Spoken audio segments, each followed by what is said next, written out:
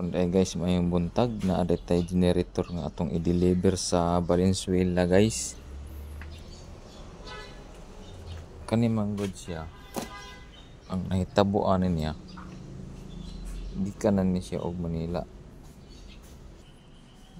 Pero ang sa tracking daw nito, bawat sakay mahal bayad eh. Yo, magatis lang yan sa bayad. 5,000 maka. Malayo siguro 'yun, Palawan. 5,000 dito sa ano? Ano sabi ni Ellen, nasa 5,000 daw. Magkano ba yung singil doon sa yung pag-pick up yan? Walang bayad eh. Ano yung sabi to ba? Yung 2,500 na 'yon. Sa resibo lang. Baka 'yun ang binayaran pala ng nagpadala. Baka 2,500. Ano? Back and forth 2,500. 5,000. Oh, di ngayon pa. 2,500.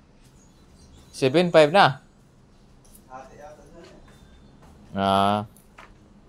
Kasi tatlong sakay na to eh.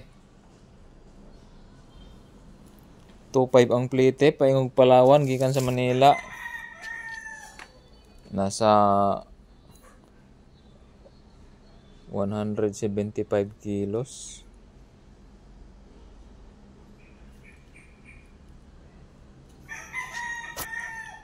Ang nahitabo mo lang ni kay naan ni siya diferensya. Di pagpadala dito paingon sa Palawan, hindi na pansin na di ay crack sa sulod na daw crack. Di natin sure kung ang crack adto pag-deliver ba or sa factory pa lang, pero pag factory hindi yun.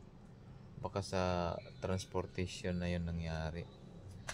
Kaya ngayon galing siya ng Manila papuntang Palawan, gumastos ng pamasahe 2,500. Pagdating ng Palawan, sira pala siya, may diferensya.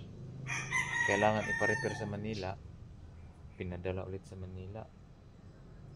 2,500 ang bayad. Di naka 5,000 na.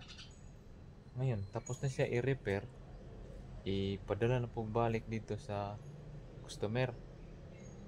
Magasto na po niya og 2,500. Bali, ang ginastos niya tanan 7,500. Pamasahe pa lang yun. Kasi pabalik-balik siya.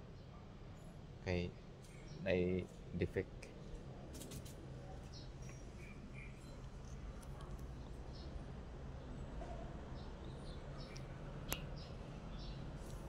Biyahe na mo ni karon sa Valenzuela.